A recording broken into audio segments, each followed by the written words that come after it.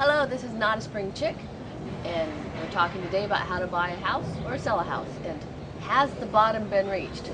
Okay, contrary to what some experts may say, what does your gut tell you about the bottom being reached? You know, things that go up must come down, although the coming down is a lot harder.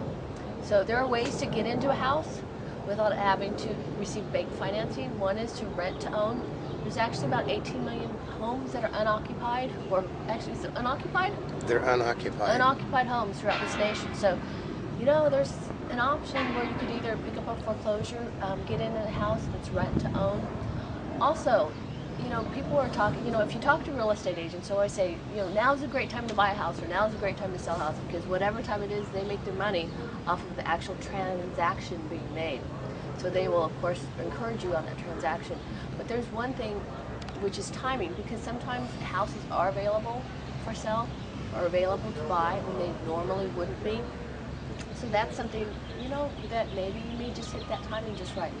Also, there's other places like I met with some people today with photography for their home for real estate, and what they were doing was moving in from an outlying area of LA to, well, actually, as we say, they were moving from over the hill in the valley to back on the west side, which is more expensive housing. So, you know, those are some options. Also, beach houses.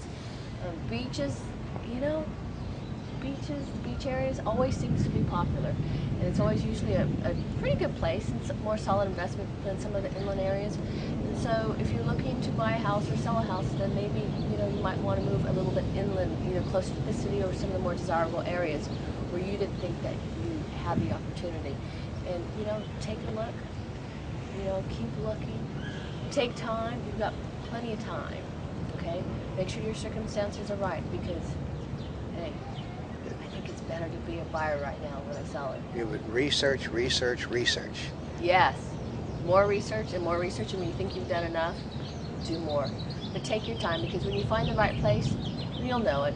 And if, you know, you start getting that uncomfortable feel, maybe it's not quite right. Because just like someone looking for a mate, when I had spoken to someone the other day, they said, well, you know, I deserve better, or I can do better. That person may have good self-confidence in themselves, but they didn't find the perfect mate.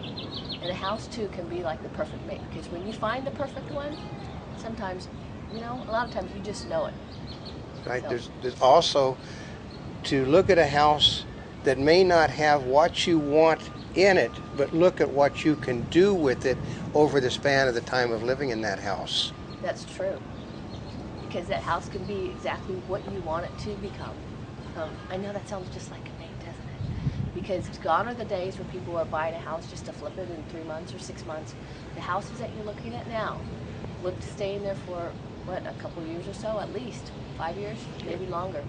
So anyway, this is Notaspringchick coming to you on how to buy or sell a house, and have we reached the bottom?